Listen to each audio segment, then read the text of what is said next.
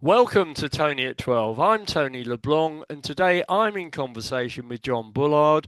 Among many other guys, is a member of the parliamentary group on digitalisation. Good morning, and how are you?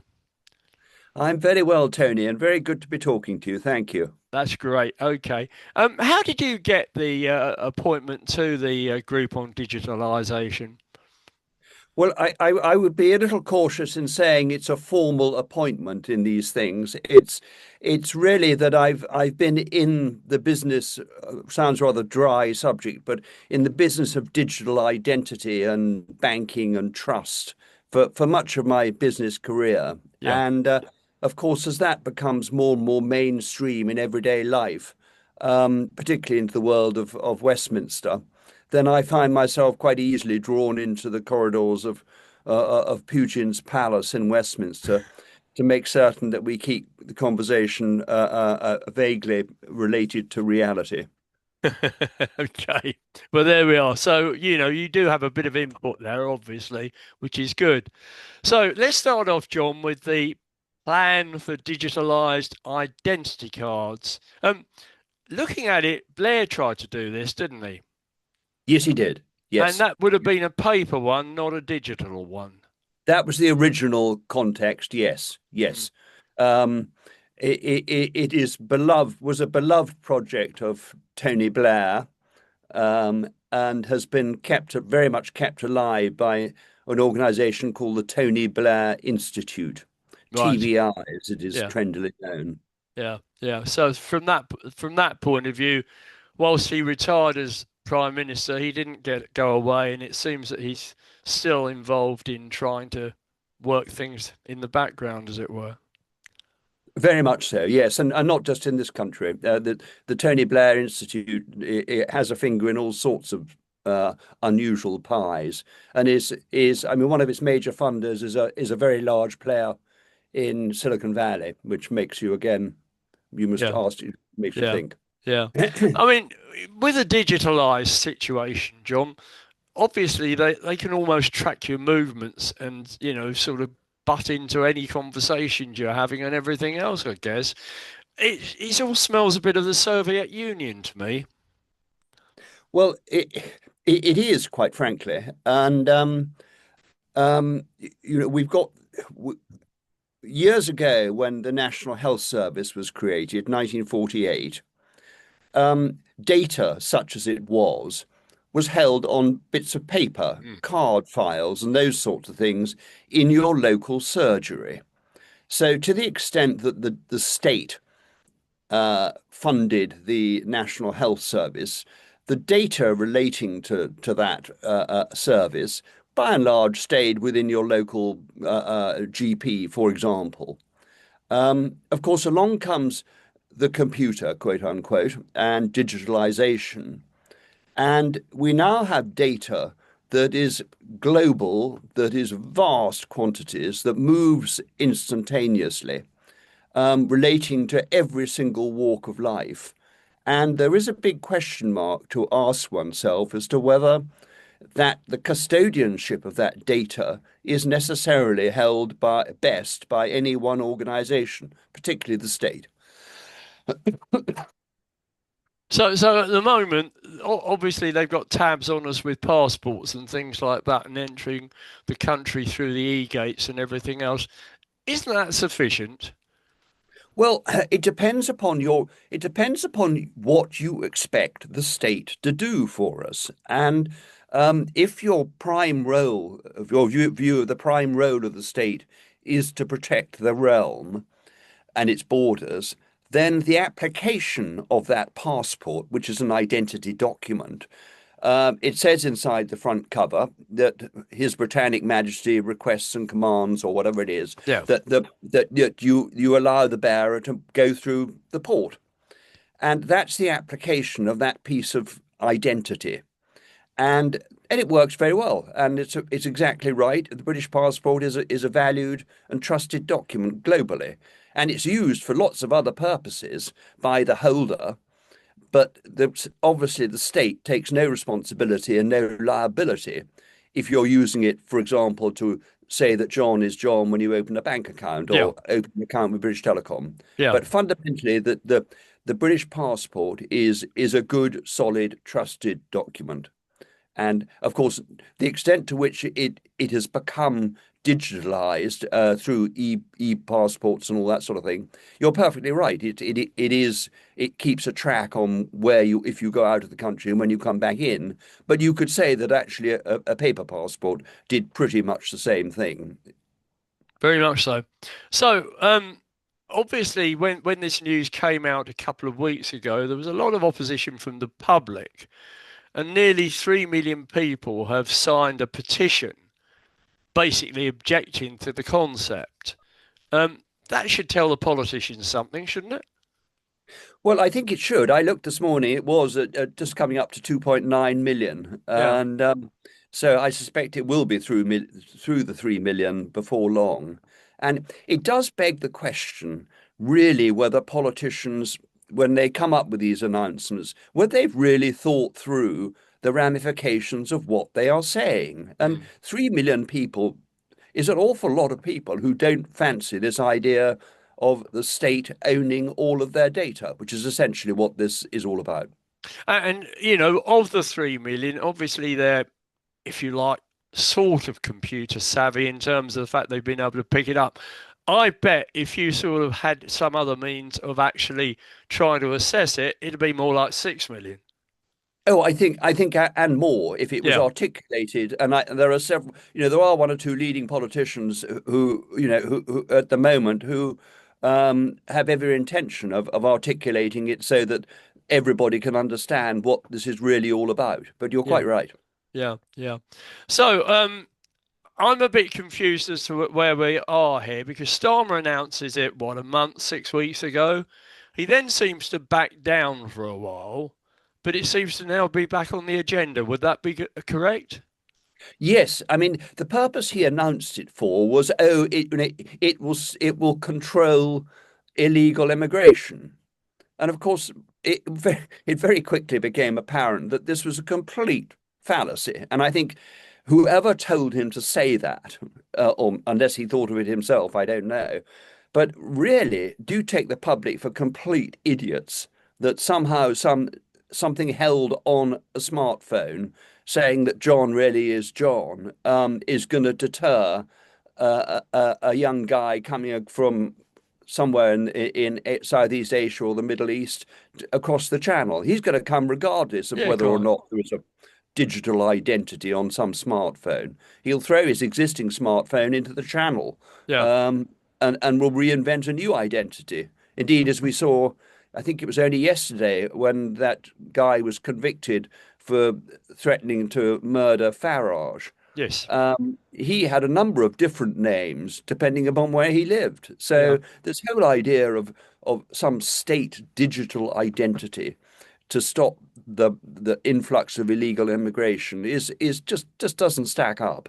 And so that in a way is indicative of we just don't trust our politicians. No. That clearly that is not really what people behind the scenes are wanting when they make that announcement. And they told the Prime Minister to fob us all off with something like it's going to control illegal immigration, when actually we know full well it is not going to do that. It is straightforward deceitful.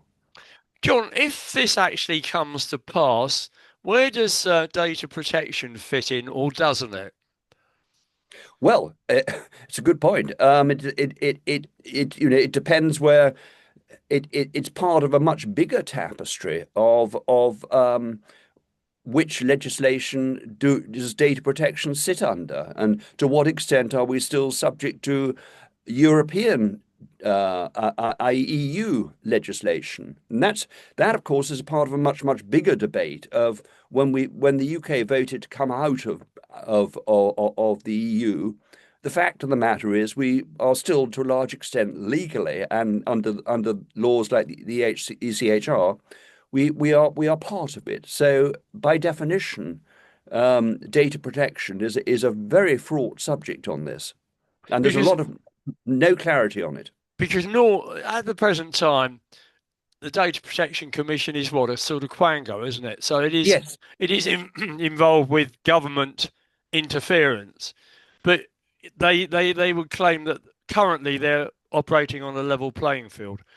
If the government is behind all this, how can they be operating on a level playing field? Well, of course, it doesn't. And that, again, is part of the Tony Blair legacy that we're still living with, where large amounts of responsibility and accountability for the running of the country were farmed out to quangos. And with great respect, I would include even the Bank of England in that when it was given its independence. Yeah. So that actually the responsibility of Parliament as the body that is accountable to the people has largely been replaced by these organizations. And within that, data protection is just one issue. If it happens, how does it get tested legally? I mean, do you see it's actually going against the concept of common law? Well, that of course is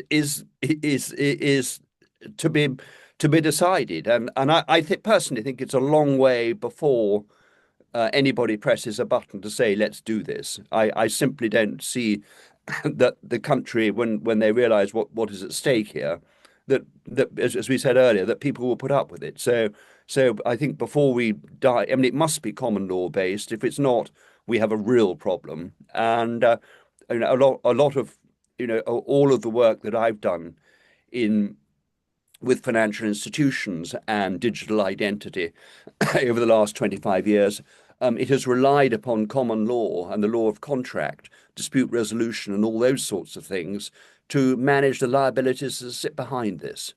And of So course, sorry, go on. Starmer, I mean, when he made his great announcement, the word liability, who's on the hook for what and when, hasn't been remotely covered yet. So it, it's a classic story of opening a kimono without really thinking through what are you actually saying. But And he's a lawyer. He's a lawyer, John. well, he should. I mean, with respect, isn't that what these people earn all this money for? To think before they speak. But anyway, Absolutely, yes, absolutely. But there who we am are. I to say? Well, I think your views are very important on this matter, quite honestly. Um, I thought it was quite interesting to note that the European various members of Schengen are now insisting that we fill out forms and provide bits and pieces of our physical appearance to them. Where does that fit in, do you think? Oh, I mean, I think that was probably bound to happen as a piece of Brexit, and I'm not particularly, I don't think that's a big deal. At the end of the day, it's data that's held, but it's only data that's held about me going in and out of one country or another. It's Yeah. not all of my health data and all of my financial data and all of my other data, which the potential of what Starmer is talking about has potential to reach all of that. Yeah, because they're saying that, if for example you go to Spain or somewhere like that, it takes 2.5 minutes to be processed. In other words, the form, the camera, etc.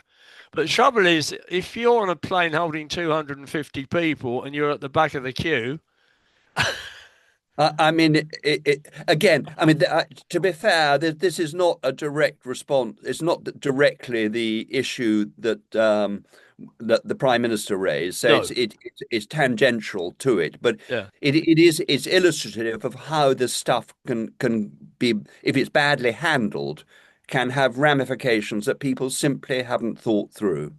But a few months ago, he was saying, right, you get to your destination, you go through the e-gates, and you're on the beach in 5 minutes. Oh yes, indeed he was, and with a broad smile on his face. Aren't I clever? And of course, that is far from the case. Yeah, yeah. But I Do you suspect he's got bigger problems than that this morning. But at any rate, Yes. Well, I mean, it's a scandal a oh, day, isn't it? Almost these oh, days. But there we are. Now, I want to come on to a subject that I know you know a lot about, and that is the so-called blob, B-L-O-B. Um, has it got anything to do with the establishment, or is it separate? oh, I think it's very hard to distinguish one from the other. they are one and part of the same thing. And whether you call it the swamp in the US or the blob or whatever, it is what it is. And again, I'm not a politician, so it's not for me to stand up and spout that. But there definitely are some thinking politicians who are saying we've got a problem with this, and it's actually them who are running the country rather than Parliament. And it comes back to this. To what Tony Blair did when he established the Supreme Court, when he gave the Bank of England independence and all the rest of it. He basically reduced Parliament simply to a talking shop. Yeah. A very expensive one at that. So ultimately it's all about power. Yes, absolutely. Power Absolutely. without democracy. Absolutely. And Yeah. that's where this whole thing about data is so crucial. That at the end of the day, it's our data. The data about you is about you. And whereas those who are interested in farming millions and millions of bits of data, i.e., some of the big tech companies, that's why they're so interested in some form of governmental digital identity and all this stuff, so that they don't give a toss about you. All they No. mind about is being able to farm that data. And the dollars that come as a result of it. Absolutely, absolutely, absolutely, the fact it's your data is immaterial as far as they're concerned. Yeah. It's data. Okay. That's what they're after. And So, why should they? yeah, absolutely. So coming back to the blob then, so we can, without naming names, we can put politicians, the judiciary, civil service all in it. Yes, I mean, I think it is by definition a loose term, and I don't, one mustn't be derogatory because an awful lot of people work jolly hard and do Mm. their best and all the rest of it. So I don't want you to think that I'm just being derogatory, but I do believe that so much of it is unaccountable now. That's the problem. It's unaccountable. It lives on its own outside of the parliamentary system that was built up over many centuries. And that's really the problem with it. Yeah, yeah, yeah. Now, you sent me a very interesting Wall Street Journal video on Liz Truss. Oh And, yes. I thought you might like to comment on that because that, to my mind, looks as if the blob was at work. But having said that, I think our situation currently is worse than it was when Liz Truss had a mini budget. What do you say to that? I think it is. Yes, I do. But again, I don't want to get dragged into politics about it. But undoubtedly, Liz Truss made one or two errors of judgment. But what fundamentally, what she was right in what she was doing, and but it was.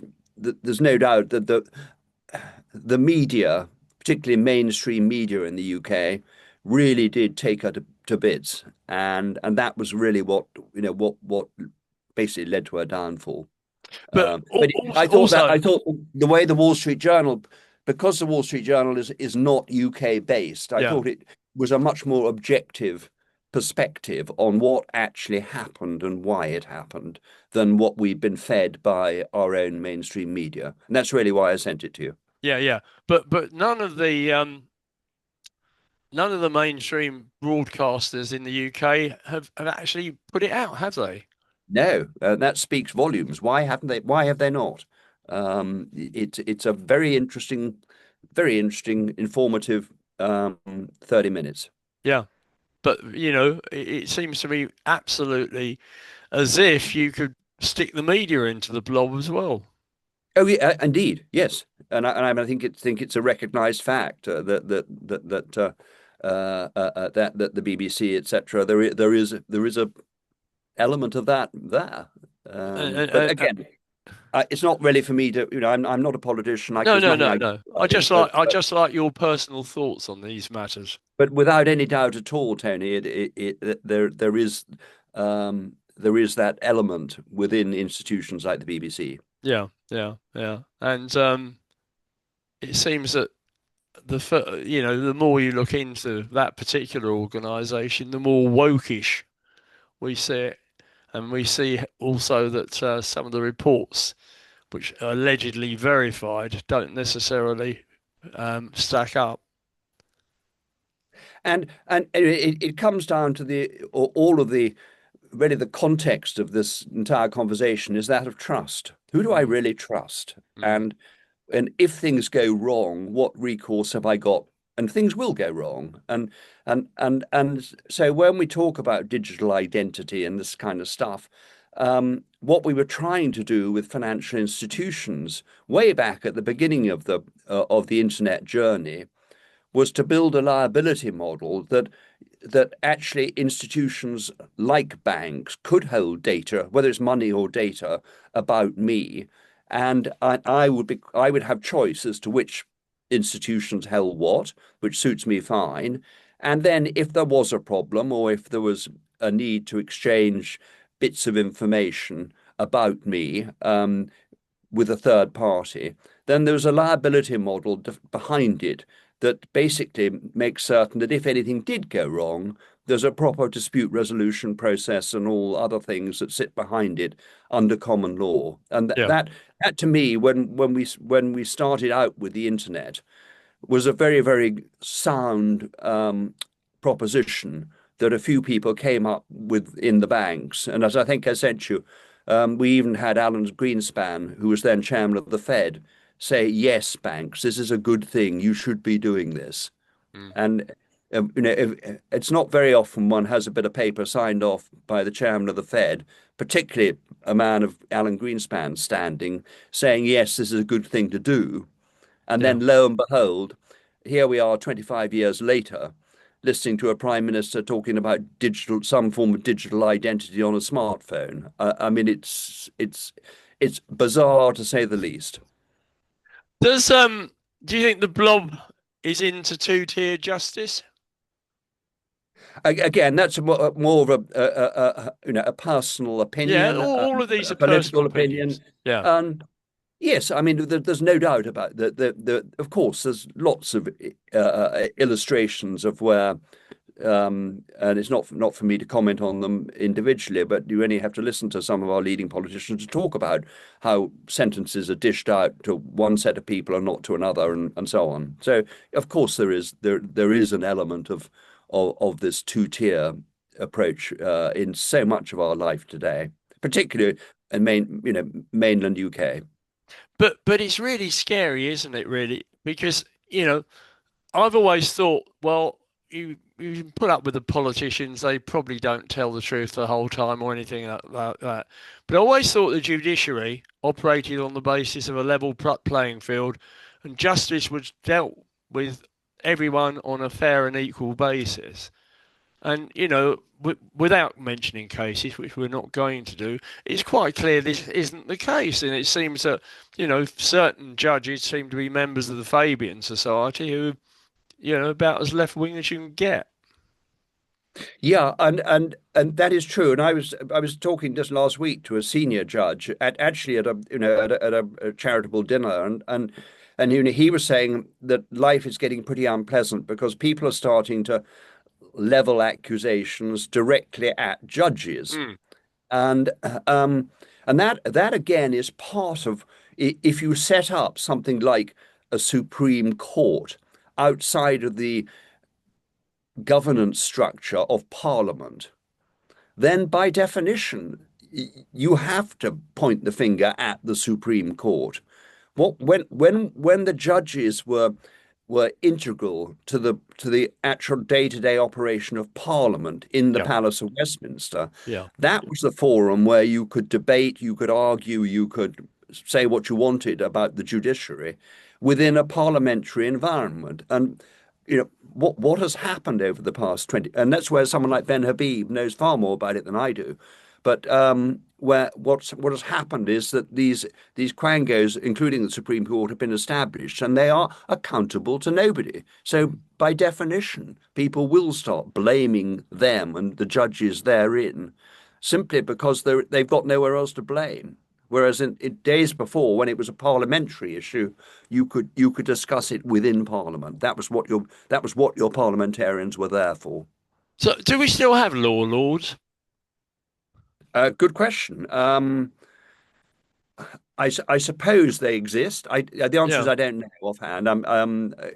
So we can soon find out. But I believe we do. But Mm. I don't think that they perform whatever we mean by a law lord. The core of it is has been moved out to a quango called the Supreme Court. Yeah. Yeah. Yeah. And that's the problem. It's unaccountable quango, as we have with so many other areas of government, which has reduced Parliament itself to just being a rather expensive talk shop. So, is parliamentary sovereignty still in existence? And I suppose the answer to that is no. It's very much changed and very much under threat. And I think there are some leading voices, whether it's Liz Truss, whether it's Ben Habib, whether it's Rupert Lowe, whether it's Jacob Rees-Mogg. There are some good people who are saying, guys, we've got a real problem here, Yeah. and we need to face up to it. And um, Jacob Rees-Mogg is no longer an MP, but he has done some very, very good blogs and videos. um, He's on he's these. also he's also a regular broadcaster on GB News. So That's correct. Yep, yeah, yep, yeah, yeah. yep, So yep. there we are from that point of view. So just to round off, John, what do you see as the ultimate aims of socialism? Because Well, of course, I mean, again, it isn't what about the workers, is it? no, no, no, no. Of course, it's not. No, no, no. It's about the state, and it's the fact of the matter is that the state owns. You're just a unit of the state, Yeah. and that was really what so raw socialism is all about. And if we go ahead with the full extent of these digital identity, quote unquote, plans, um, it's a huge enabler of the state basically owning you and your soul rather than you as an individual. And so the state should be, and Parliament should be a servant of the people rather than the people be servants of the state. And so Mm, that's really what all this boils down to. And mm, that's really why I think, as we said earlier, there'll be many more than 3 million people are saying, oi, this is simply not going to happen. yeah. Yeah. I want choice. I want freedom of choice as to who vouches for my identity doing what. I'm actually very comfortable with a passport. I'm very comfortable with a driving license. I'm very comfortable. I've even got an armed forces veterans card. Good heavens, I never knew that. Yeah, and these are all forms of government issued Yep. identity, Yep. and they all have specific roles in specific areas of my life. Yeah. And I'm very, I don't, that's fine. That's cool. Now, if people rely upon those credentials for reasons other than for those which they were created, that again is fine. There's no liability on the government for it. But once you start joining all these dots up under some sort of hideous digital identity, um, particularly if it's stored on something like a smartphone, which can be lost and compromised and so Mm, on and so on. mm. We really are moving into an Orwellian situation, and I think that's is what is so concerning when you get a British Prime Minister of suppose standing in the legal profession, standing up and saying we're going to do digital ID. I mean, Mm. guys, what are we talking about here? Yeah, coming back to Animal Farm, all men are equal, Absolutely, only some are more equal than others. And the ones that will have the more equal bit are the ones in power. that is correct. Yep, Yeah, yeah. yep. Are you Tony, sorry, depressed? I may have been rather gloomy about it, but I think it's very important that people do understand the direction, and at least we've got 3 million people, I think, have signed or whatever it is, have signed the petition. But I think there's an awful long way to go um, before any digital identity comes into play, let alone the cost of such an exercise and the fact that we know it's been tried before. But inherently, the British government is not good at doing these sorts of things. It was never clearly when we tried Project Verify, which was a complete nonsense created by Tony Blair. That the real cost of that to you and me as taxpayers has never really been truly shown, but it was horrendous. So we know the track record isn't there for government as an organisation to be setting off down this road. Mm. Yeah, the only trouble, as I see it, is of course they have a huge majority that they've got in the Commons.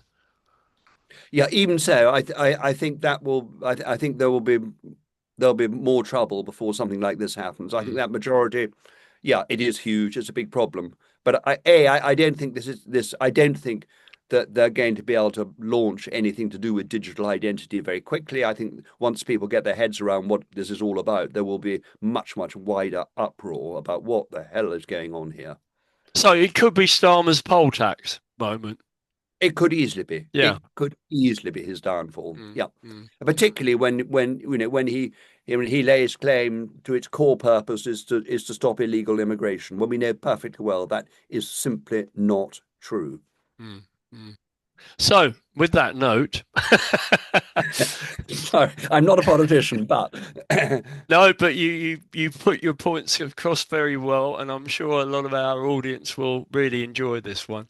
So, many thanks, and you take care of yourself, and keep the well, keep the right flag flying, okay?